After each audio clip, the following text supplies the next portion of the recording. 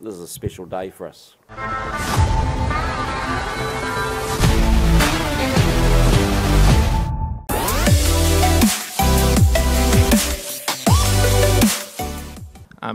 Ian, was that the most important and most impressive victory you've overseen as head coach of this team? No, you guys keep reminding me South Africa was quite important last year. I'm pretty happy. Where does this one rank then? Pretty high. You know the answer to that. Look, this is a special day for us. It's we've excuse me, I've lost my voice because it's quite loud in that box. But I think the world's been talking about these two quarterfinals for 12 months, even longer, and I guess our one and the one tomorrow night with France, South Africa is likely to be the same. And I think the massive games, two very proud teams, two teams that you saw them desperate to want it, and sometimes the sweetest victories are when your opponent plays really, really well and tests you to the limit.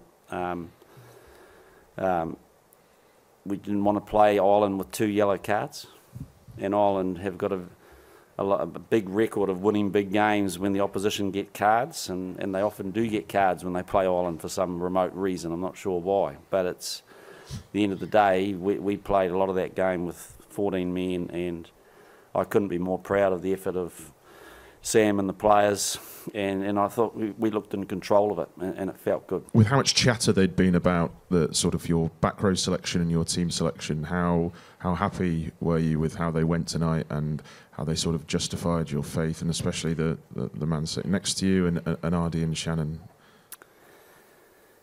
Yeah, we've been pretty clear about, I guess, our strategy for a while. I think sometimes people can forget we've had a number of injuries leading into this tournament that forced us into a few changes early on.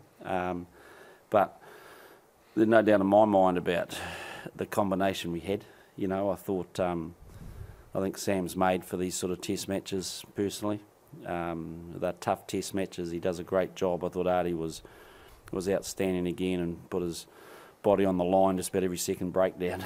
And Shannon continues to bring a different style to the game. I thought I thought his legs looked a little bit. He was running on empty a little bit at times. I thought he overchased one where Ireland scored in that first half. But again, the Lucy's played well, and it was a sort of game a little bit stop-start in the second half. I felt there weren't a lot of scrums, and it just meant that we were able to keep our combinations intact for deeper into this game than we perhaps planned to, and I just felt the composure of the guys was there, and we were, whilst we had long defensive periods, I still felt we're in control for large parts of that. The last stanza of that game, 30-odd phases, what was going through the coaching box, what was going through your mind, how's the heart? I actually felt quite calm, to be honest, because I felt that they were doing a sort of a cut and paste attack, weren't they? They're doing the same sort of things. I thought we were really patient in how we defended it, but they're really efficient with it, and it's hard to get that little, to get your nose in to try to win the ball. And so we were hunting and searching for it all the time, but they were good enough to keep us out. But in the meantime, we didn't lose patience, and that's the pleasing part. But and we've discussed that as a group. I thought, between Scott McLeod and with Joe helping him on the defence side, I think we've been just building our system really for today, and about how we wanted to defend. And there'll be some areas we've got to get a little bit better, but we're making some strides in that space. So I was delighted, and clearly that one mistake in the game can go the other way at that point, but they were under as much pressure as us, and we held tough. And let's just say, haven't been to a World Cup that you haven't had a game like that. You go to the 2015, the semi-final against South Africa, we had to do exactly the same. So that's what World Cups are about, is games like this, and you just got to roll your sleeves up and trust what you do.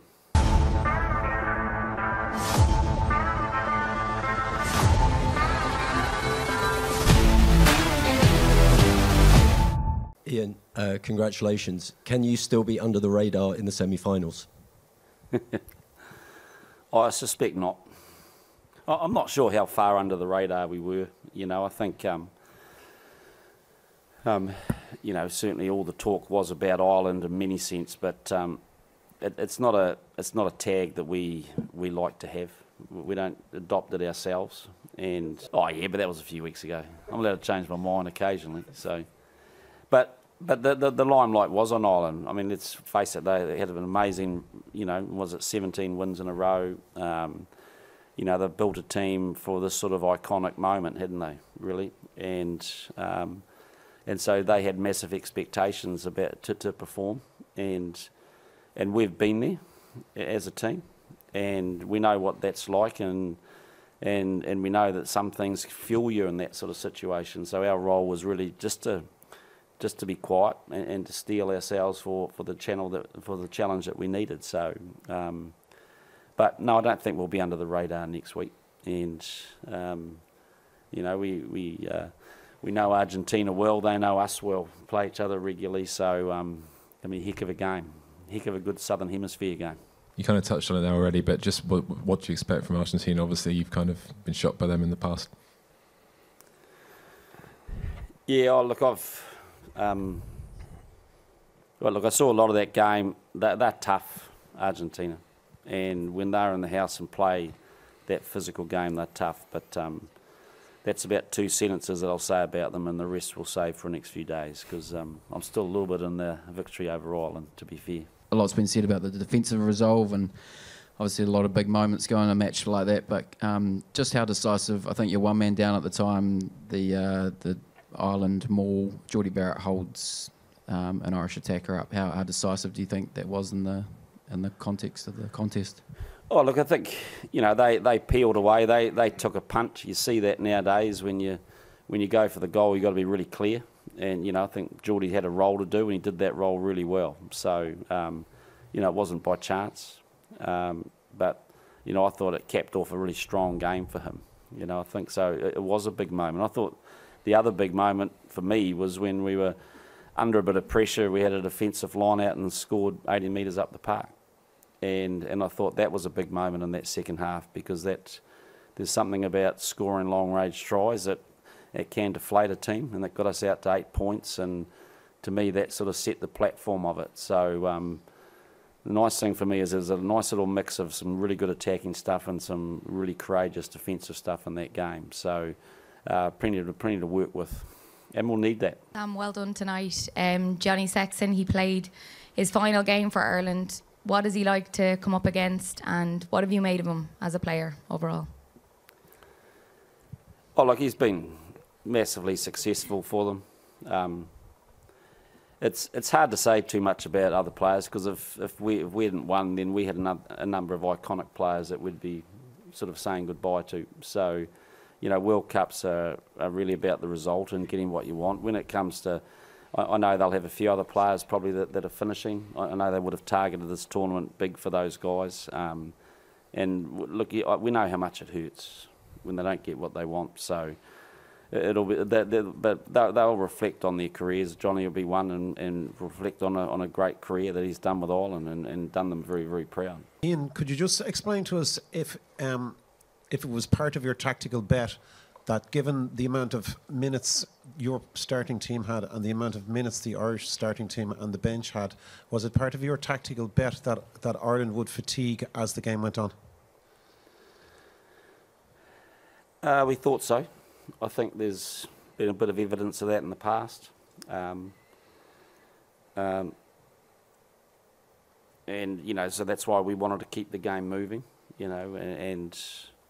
but,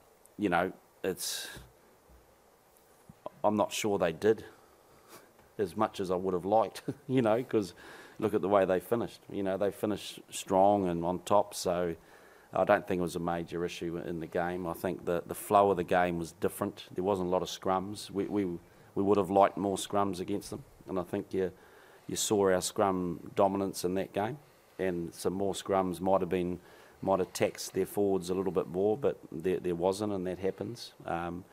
So that meant that we made our subs later in the game than potentially what we did as well. So, but you know, we like to play fast over. It's not just a versus an Ireland thing, it's versus everyone, really. But, gee, you can't criticise them for their attitude in that last 10 minutes, can you? Ireland I'm talking about.